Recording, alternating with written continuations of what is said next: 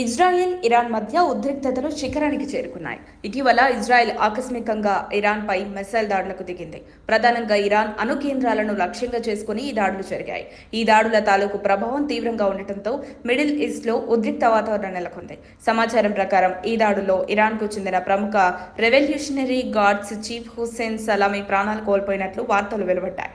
Iran media కూడా ఈ విషయాన్ని పెద్ద ఎత్తున ప్రచారం చేస్తోంది. ఈ దాడుల తీరును చూస్తుంటే మూడో ప్రపంచ యుద్ధానికి నాంది పలికినట్టే కనిపిస్తోంది. ఇజ్రాయెల్ సుదీర్ఘ కాలంగా తమపై ఉగ్రవాదుల మద్దతుతో చెలామణి అవుతున్న ఇరాన్ను హెచ్చరిస్తూనే ఉంది. ఇక తాజాగా ఇరాన్ అమెరికాతో కొన్ని కీలక ఒప్పందాలు చేసుకోవడంతో ఇజ్రాయెల్లో తీవ్ర అసహనం వ్యక్తమైంది.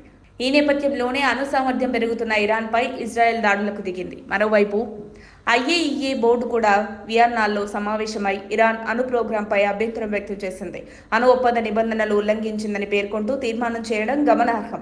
ఈ పరిణామాలతో ప్రపంచ దేశాల్లో భయం మొదలైంది. ఇప్పటికే రష్యా, ఉక్రెయిన్, ఇజ్రాయెల్, పాలస్తీనా మధ్య యుద్ధాలు కొనసాగుతుండగా ఇప్పుడు ఇరాన్, ఇజ్రాయెల్ మధ్య సైతం మిలిటరీ ఘర్షణలు పెరుగుతున్నాయి. ఈ దాడుల నేపథ్యంలో అమెరికా మాజీ అధ్యక్షుడు డొనాల్డ్ ట్రంప్ వ్యాఖ్యలు మరింత ఉత్కంఠ రేపుతున్నాయి. ఇరాన్పై ఏ క్షణమైన దాడి జరిగే అవకాశం ఉందని ఆయన ముందే హెచ్చరించారు. ఆయన వ్యాఖ్యలు గడిచిన కొన్ని గంటల్లోనే ఈ దాడులు జరగడం విశేషం. ఇక అమెరికా ప్రభుత్వం మిడిల్ ఈస్ట్ లో ఉన్న తమ సైనిక సిబ్బందిని తాత్కాలికంగా వెనక్కి పంపించే యోచనలో ఉంది. ఇరాక్, బహ్రెయిన్, కువైట్ వంటి దేశాల్లో ఉన్న యుఎస్ సైనికులపై ముప్పు పెరుగుతుండటంతో వారి భద్రతకు మేలు చేయాలన్న ఆలోచనతోనే ఈ నిర్ణయం తీసుకున్నట్లు తెలుస్తోంది.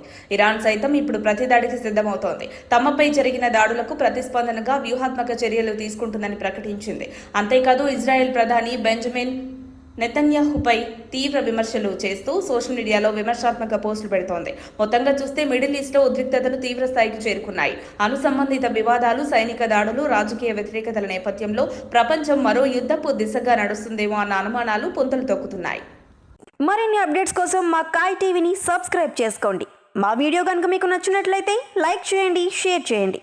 మీ విలువైన అభిప్రాయాలను కామెంట్ బాక్స్లో తెలియజేయండి.